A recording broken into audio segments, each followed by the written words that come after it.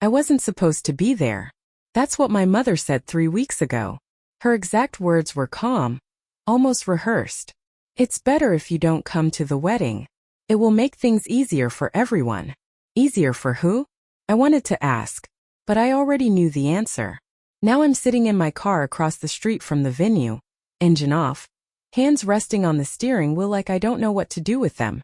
Through the windshield I can see guests arriving in clusters, laughing, hugging, adjusting suits and dresses. My brother stands at the entrance greeting people, confident, smiling, shaking hands like he built this entire life with his own 2 hands. The house behind him, the one everyone keeps complimenting, cost $770,000. I paid for it. I shouldn't be surprised I wasn't invited. The signs were there long before that phone call, but I didn't want to see them. When you grow up in a family where love feels conditional, you learn to work harder for it instead of questioning it. My brother was always the center of gravity in our home. Not in an obvious, dramatic way. It was subtle. He needed more attention, more support, more second chances. If he forgot something, it was because he was overwhelmed. If I forgot something, it was because I wasn't responsible enough. He struggled in school. My parents hired tutors. I did well. They said that's what they expected. He crashed a car at 19. They said boys make mistakes. I paid my own way through college. They said it built character. Somewhere along the way, I stopped expecting fairness and started chasing independence instead. If I couldn't be the favorite, I would at least be the reliable one, the stable one, the one who didn't need rescuing. And I didn't. I worked through college, built connections, took risks, failed quietly, tried again. By my early 30s, I had built something solid, a business that didn't just survive but scaled. The first time I saw 7 figures in my account, I didn't feel proud. I felt relieved, safe, like no one could ever tell me I wasn't enough again. That was around the time my brother's life began to unravel. A failed startup, credit card debt, a car loan he couldn't manage. He never said he was jealous, but it lingered in small comments. Must be nice. Some of us don't get lucky. I ignored it. I told myself success changes family dynamics. It doesn't have to break them. When he got engaged last year, I was genuinely happy for him. I thought maybe stability would ground him. Maybe this was the turning point. But within months he was stressing about housing, rent hikes, not being able to provide properly. I could hear the pressure in his voice. One night he came over. We sat at my kitchen island, and he admitted he didn't know how he'd afford a home before the wedding. I don't want to start my marriage feeling behind, he said. For the first time in a long time, he didn't sound defensive. He sounded small. I made the decision faster than I should have. I told him I'd help. At first it was vague, maybe help with a down payment. But once we started looking at listings, I could see how much it meant to him. The neighborhoods he lingered in. The way he talked about hosting holidays and building equity. And something inside me wanted to be the reason he felt secure. So I bought it outright. $770,000. A clean transfer. No loan. No public announcement. Just a private contract and a quiet understanding between siblings. The day we closed, my parents cried. My mom hugged me longer than she had in years. My dad shook my hand like I'd done something extraordinary. My brother kept saying, "I won't forget this. I swear." I believed him. For a few weeks, everything felt different. Softer. Lighter. My brother called more often. My parents included me in wedding discussions. I thought maybe this is what it feels like to finally be seen. But slowly something shifted. Wedding plans accelerated, but details stopped reaching me. Group chats grew quieter. My suggestions went unanswered.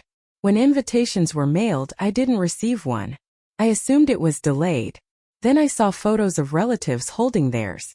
Still I said nothing. Until 3 weeks ago. That's when my mother called. Her voice was steady. Too steady. "He's feeling overwhelmed," she said. "There's already tension. It's better if you don't attend." "Tension about what?" I asked. A pause. "You make him uncomfortable. The house, it's complicated. He feels overshadowed. Overshadowed. By the person who handed him stability on a silver platter." I didn't argue. I didn't beg. I just listened as she explained how my absence would protect the peace. Protect his confidence. Protect the image. After we hung up, I sat in silence for a long time. It wasn't anger that hit first. It was clarity. This wasn't about the wedding. It was about control of the narrative. And somewhere inside that house, the one I paid for, was a version of the story where I didn't exist. Now, as another guest walks past my car toward the entrance, I realize something heavier than rejection. I wasn't just uninvited. I was erased. I didn't drive away right after realizing that. I thought I would. I thought pride would kick in, or anger, or something dramatic enough to make me slam the steering wheel and speed off like this was some movie scene.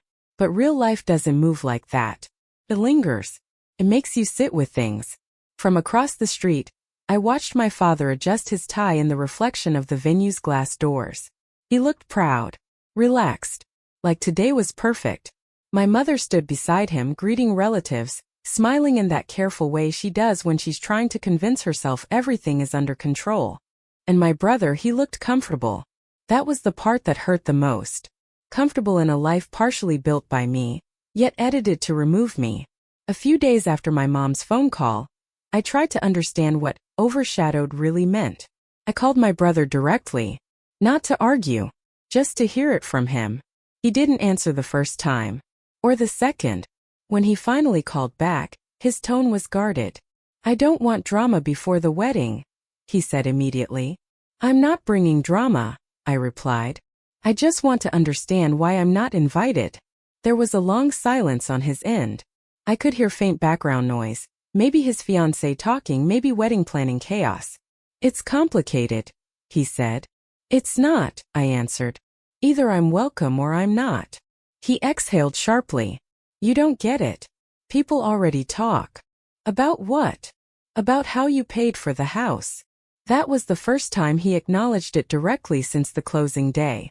"I didn't announce it," I said calmly. "I didn't tell anyone." "I know," he snapped.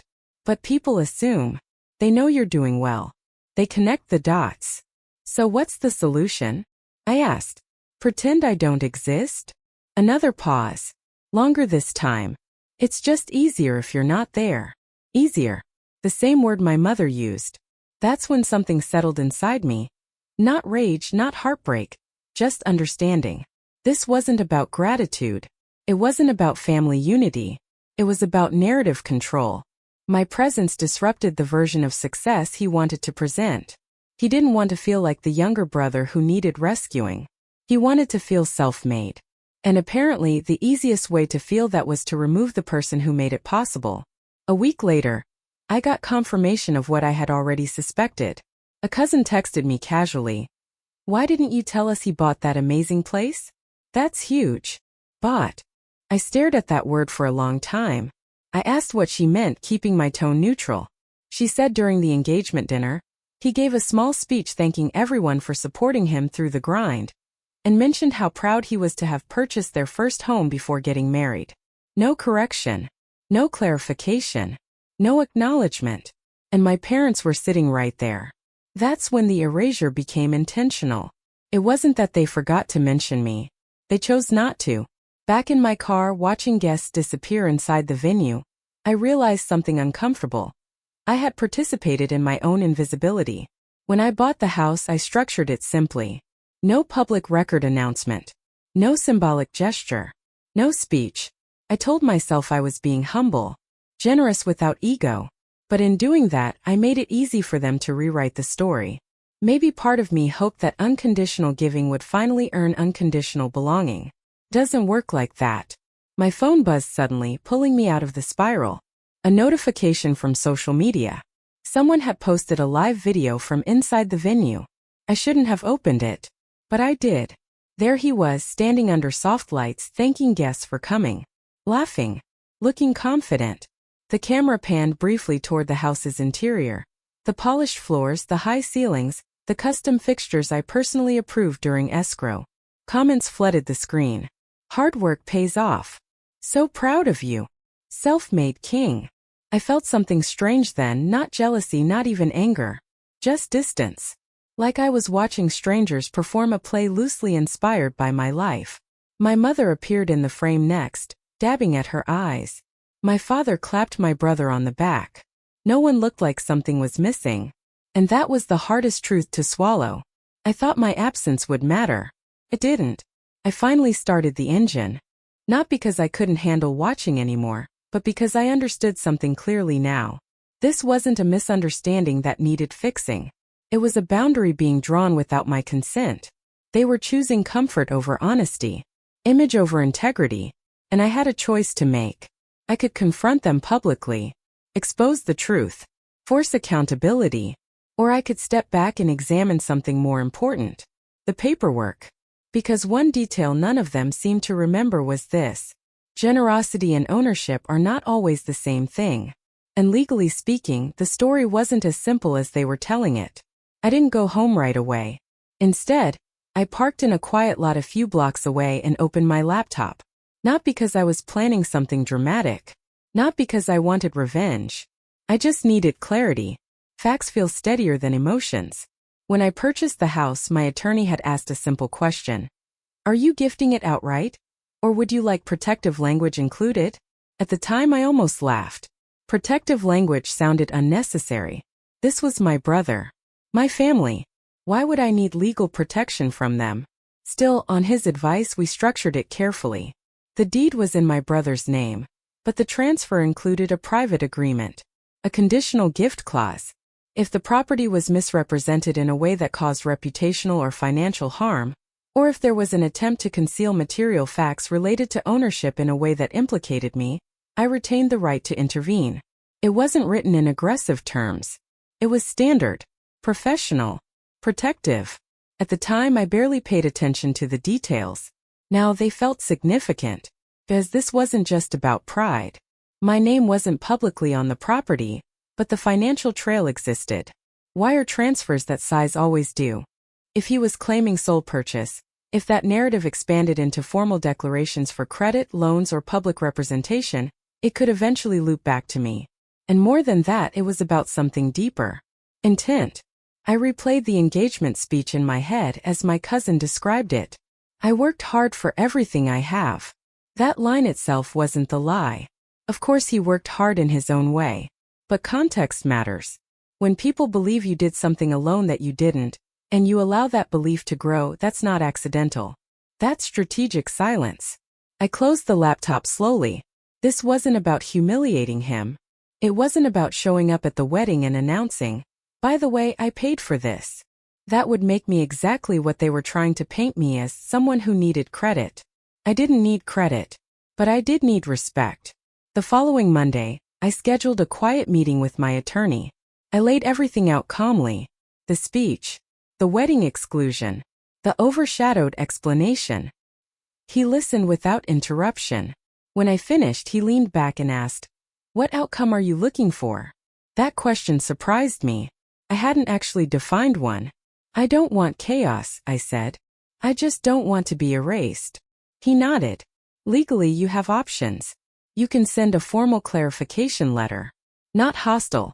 Simply stating your involvement in the purchase and requesting that any public or financial representations reflect the truth." "And if I don't?" I asked. "Then you do nothing. But understand, silence can sometimes strengthen the alternative narrative." I left the office feeling heavier but clearer. That evening, my phone buzzed again. This time it was my mother. Her tone was softer than before, almost cautious. "We missed you today," she said. The irony almost made me laugh. "I wasn't invited," I reminded her gently. Another pause. "It was just complicated." "Mom," I said quietly, "did he tell people he bought the house himself?" Silence. And in that silence I had my answer. "We didn't correct him," she finally admitted. "It would have embarrassed him." Embarrassed him? What about me? I asked. "You don't need the recognition," she said. "You're strong. You're independent. He's more sensitive." There it was again. The lifelong pattern disguised as logic. I don't need acknowledgement. He needs protection. I ended the call politely. No yelling. No accusations. Afterward, I sat in my living room staring at the wall for a long time. Not because I was broken, but because I was recalibrating. For years, I thought love in our family was about sacrifice. About being the stable one. The forgiving one. the understanding one. But sacrifice without reciprocity isn't love. It's conditioning. The next morning I made my decision. Not out of anger. Out of alignment. I asked my attorney to draft a neutral professional letter. No threats. No hostility. Just clarity. A written reminder of the financial structure of the home, and the expectation that no public or private misrepresentation continue. It wasn't about reclaiming the house. It was about reclaiming the truth. When the letter was sent, I didn't call anyone. I didn't announce anything. I went about my week normally. 3 days later, my brother called. This time he answered on the first ring. "What did you do?" he demanded. "I clarified," I replied calmly. "You're trying to ruin my marriage before it even starts." "No," I said evenly. "I'm trying to make sure my existence isn't erased from it." He was quiet for a moment. Then he said something that finally made everything make sense. "I just wanted one thing to be mine." And that's when I understood. It was never about the house. It was about identity. I just wanted one thing to be mine. He didn't yell it. He didn't cry. He said it quietly, like someone admitting something they've been carrying for years. And for the first time in this entire situation, I heard honesty. Not manipulation. Not excuses. Just insecurity laid bare. "You have things that are yours," I said calmly. "Your career. Your relationship. Your life." "That's not the same," he replied quickly. "You're always ahead. Every family conversation somehow circles back to you. Your business. Your investments. Your travel. I'm tired of being the one who's catching up." His words weren't entirely wrong. I had built something visible. Tangible. It changed how extended family spoke to me. It shifted dynamics. I can't pretend it didn't. But I never weaponized it. At least not intentionally.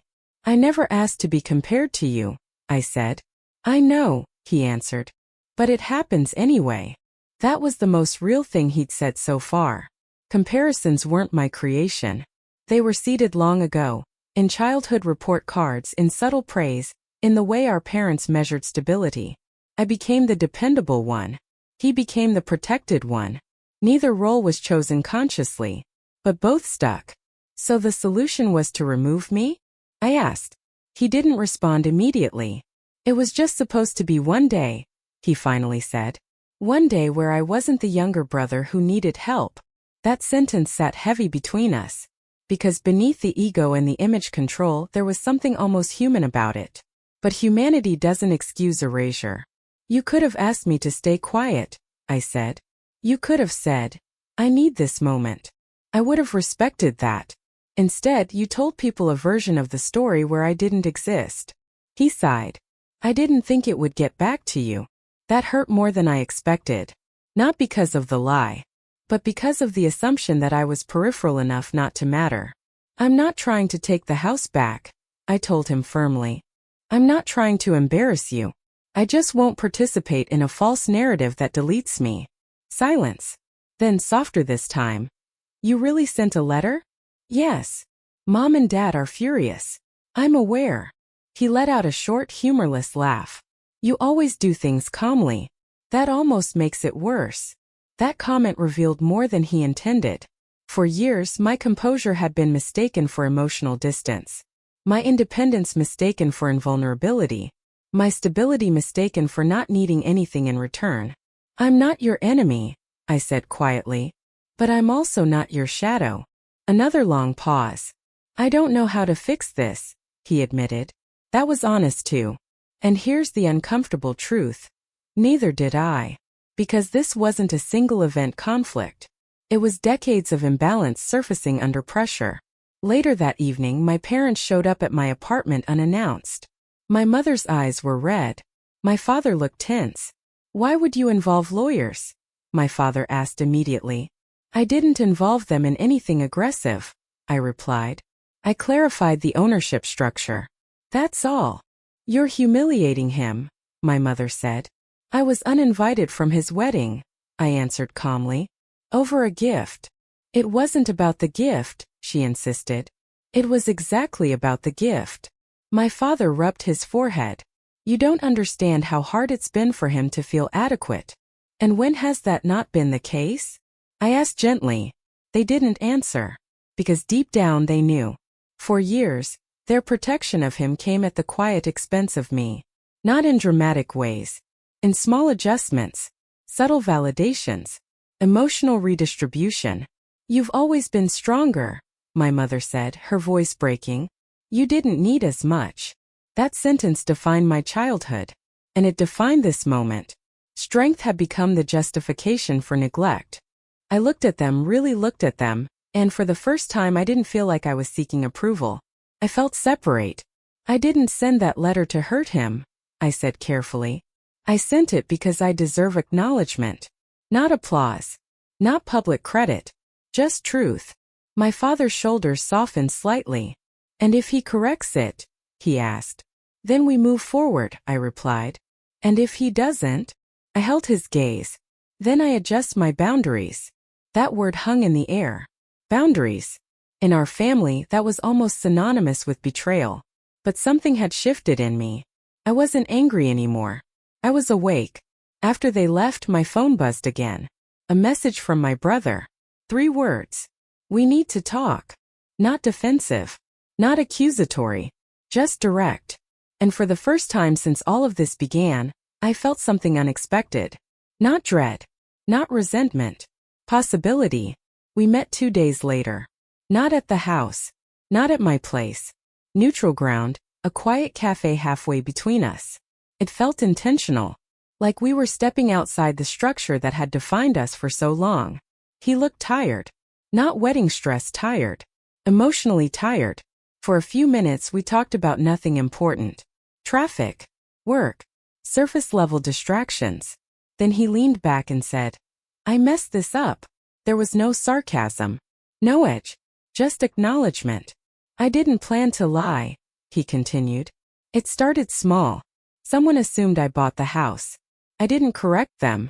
Then more people assumed. And every time I stayed silent, it got harder to fix. That's how most lies grow, I said quietly. He nodded. I didn't want my in-laws thinking I couldn't provide, he admitted. Her dad is very traditional. He believes a man should buy the house. I didn't want to start the marriage feeling inferior. That detail reframed part of it. This wasn't just sibling rivalry. It was pressure. Image. Masculinity expectations. Family comparison layered with cultural expectations about what success looks like. You could have told me, I said. I know, he replied. But every time I tried, it felt like admitting I wasn't enough. The word enough echoed in my mind. I'd spent most of my life trying to prove I was enough in a different way. Through independence. Through achievement.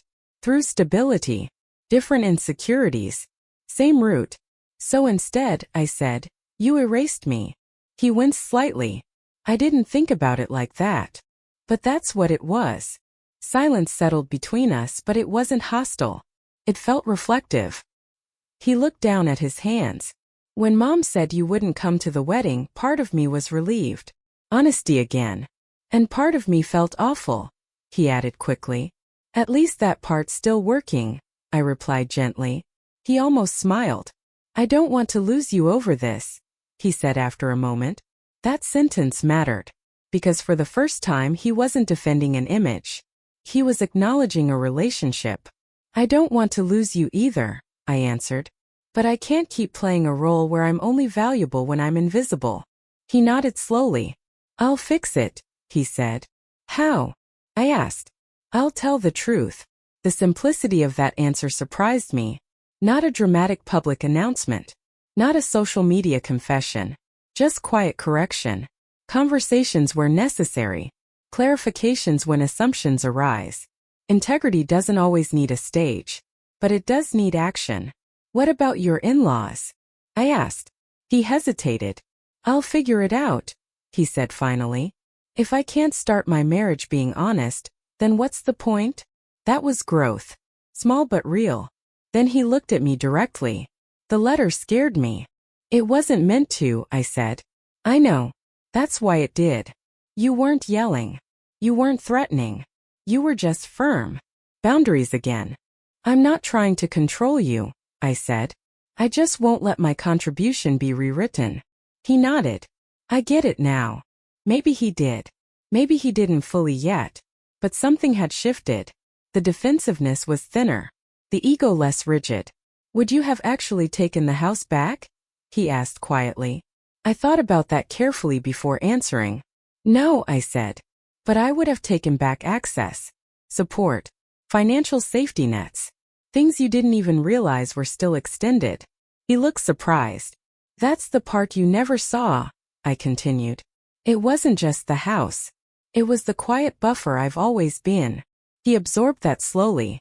Growing up, he had parents who protected him from falling too hard.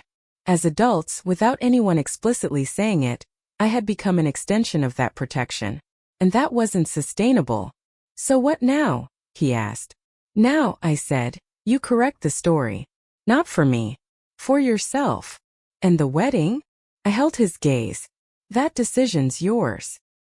He inhaled deeply like he was bracing himself. You should have been there, he admitted. Past tense. I let that sit. I don't need to relive it, I said. But I won't attend future milestones under false pretenses. He nodded. Fair. We sat there for a while longer, not as rivals, not as competitors, just as two adults trying to untangle something inherited. Before leaving, he said one more thing. I was jealous of you. There it was. Plain. Unfiltered. I know, I replied. And I didn't know how to handle that without shrinking you. That sentence explained everything. But here's the part that mattered most. Jealousy isn't fatal to relationships. Dishonesty is.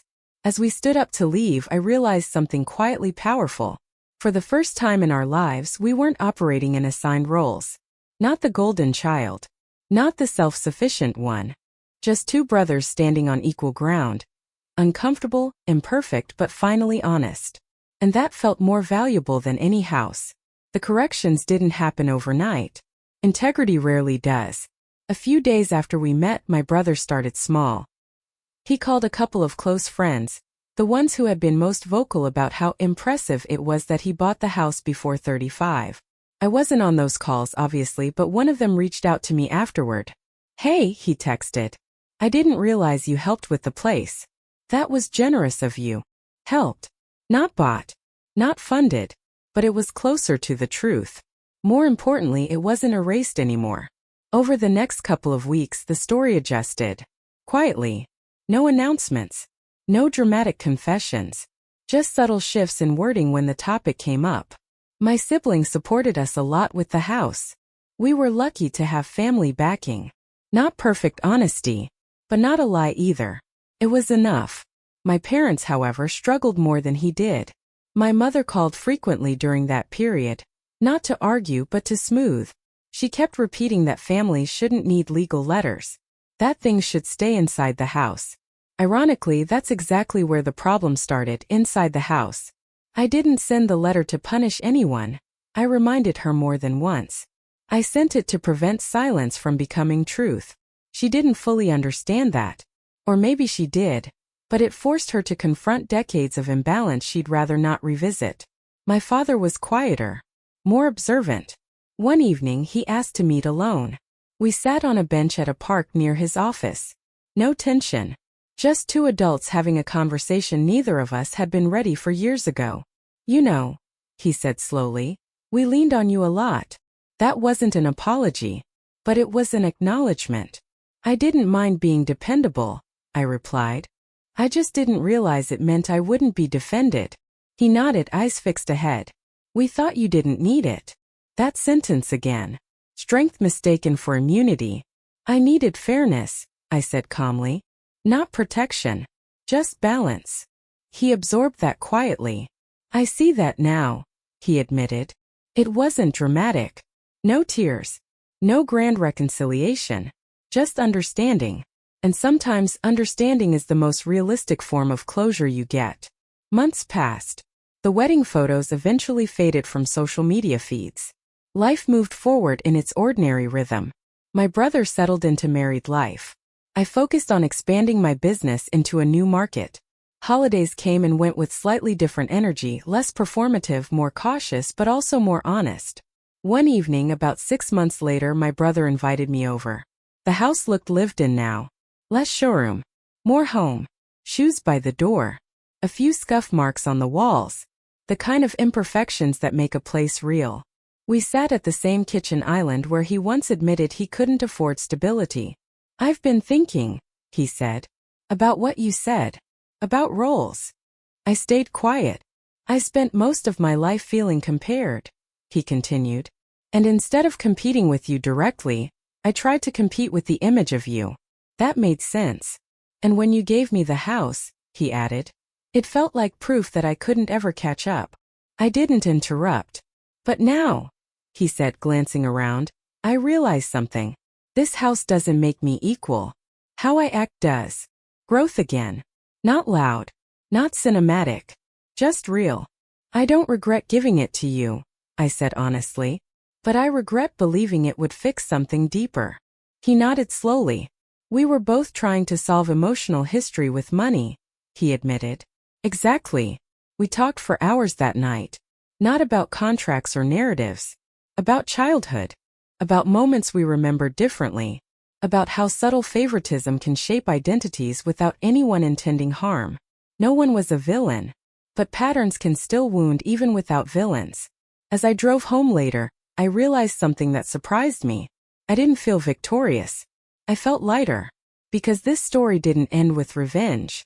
It didn't end with reclaiming the house. It didn't end with cutting everyone off. It ended with clarity. The house cost $770,000. But what it revealed was worth more. It exposed insecurity, ego, conditioning, imbalance. And then, slowly, it forced accountability. Family didn't collapse. It recalibrated. Not perfectly, not instantly, but authentically. And here's the part no one talks about. Sometimes the most powerful boundary isn't taking something back. It's standing firm enough that the truth has to adjust around you. If this story ended there, it would sound neat. Growth, honesty, closure. But real life doesn't move in straight lines. It circles back. Tests whether the lessons actually stuck. About a year after the wedding, the market shifted. Interest rates climbed. Expenses rose. My brother had stretched himself thin trying to maintain the image of full independence. New furniture, renovations, lifestyle upgrades that matched the neighborhood. One evening he called. Not defensive, not proud, just quiet. "Can we talk?" I already knew the tone. He came over that night, sat on my couch the same way he had before I bought the house, shoulders slightly hunched, hands clasped. "I made some bad financial decisions," he admitted. "Trying to keep up. Trying to prove something." "To who?" I asked gently. He didn't answer immediately. "Everyone," he said finally. "Mostly myself." He explained the situation. Credit balances creeping up. Unexpected repairs. Pressure to maintain appearances among his in-laws and neighbors. He didn't directly ask for money. But the question hung in the air anyway. A year ago, I would have transferred funds before he finished explaining. That was the old pattern. The quiet buffer. The invisible safety net. But something had changed. "I'm not going to fix this for you," I said calmly. He nodded slowly like he expected that. "I wasn't calling for that," he replied. "At least, not only that." Honesty again. "What do you need?" I asked. "Guidance," he said. "Structure. I don't want to keep repeating the same cycle." That was different. Not rescue. Support. There's a difference. So instead of opening my banking app, I opened a spreadsheet. We spent the next 3 hours reviewing his expenses, refinancing options, cutting unnecessary costs, setting up an emergency reserve. I connected him with a financial planner I trust, not to manage his money for him but to help him manage it himself. Before he left, he said something that told me this time was real. "If you had bailed me out, I would have accepted it. But I would have stayed the same." Growth isn't dramatic. It's choosing responsibility when rescue is available. Months passed again. He adjusted. Downsized some lifestyle choices. Let go of appearances that didn't actually matter.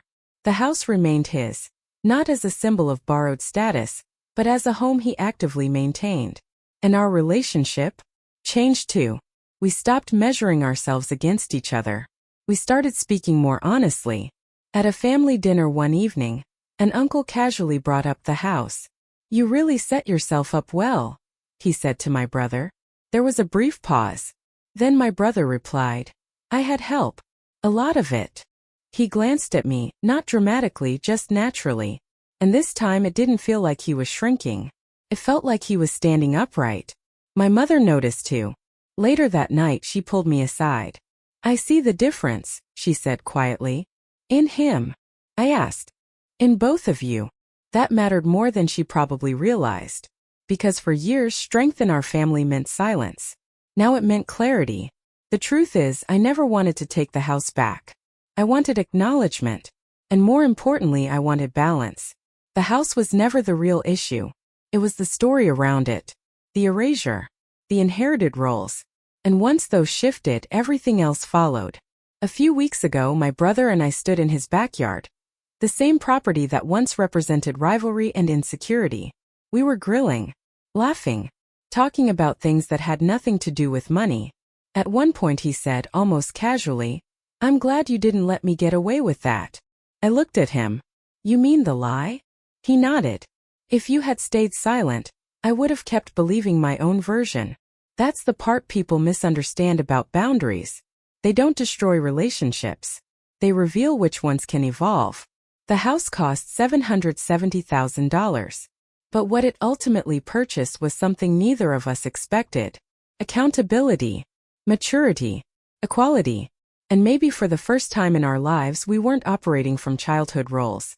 We were just two adults who finally stopped competing for validation. If you had asked me 2 years ago what would finally fix the imbalance in my family, I probably would have said success. Earn more. Build more.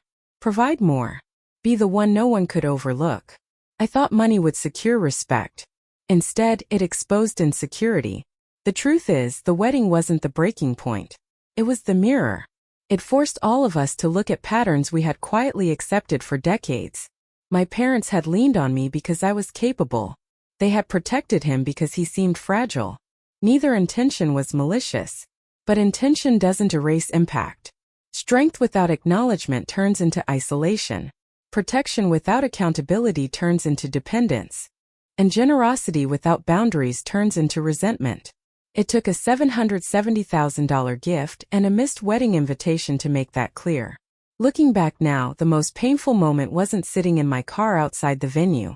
It wasn't the speech where he implied he bought the house alone. It wasn't even the phone call where my mother told me not to come. It was realizing how easily I had accepted being the strong one, who didn't need fairness. That belief had followed me everywhere, into work, into friendships, into relationships. I handled things quietly, solved problems alone, rarely asked for recognition, not because I didn't want it, but because I'd been trained not to expect it. The wedding forced me to confront that. And when I sent that letter, it wasn't about legal protection. It was about identity. It was me saying, I exist in this story. I matter in this equation. You don't get to benefit from my support while pretending it wasn't there. That shift changed more than my relationship with my brother. It changed how I move in the world. I no longer overextend to prove loyalty.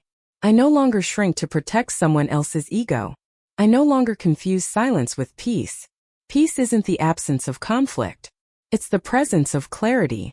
My brother and I aren't perfect now. We still disagree. We still trigger old habits sometimes. But the difference is awareness. When insecurity creeps in, we name it. When comparison starts building, we stop it. When family dynamics drift toward imbalance, we address it. Not dramatically. Not publicly. Just honestly. Last month, he hosted another family gathering at the house. This time, when relatives complimented the place, he responded differently. We're lucky, he said. We had support. And we've worked hard to maintain it. There was no tension in his voice. No shame. Just ownership. Not of the purchase but of the truth. That's the difference. And my parents, they've softened too. They no longer say, you're strong, you don't need it. Now they say, thank you. It's simple. But it matters. Because acknowledgement is not weakness. It's respect. If there's one thing this experience taught me, it's this. Family roles can last decades if no one questions them. The responsible one. The sensitive one. The favorite. The fixer. But roles aren't identities. They're habits. And habits can change when someone decides to stop playing along. I could have taken the house back. Legally, maybe. Emotionally, definitely. But that would have solved nothing.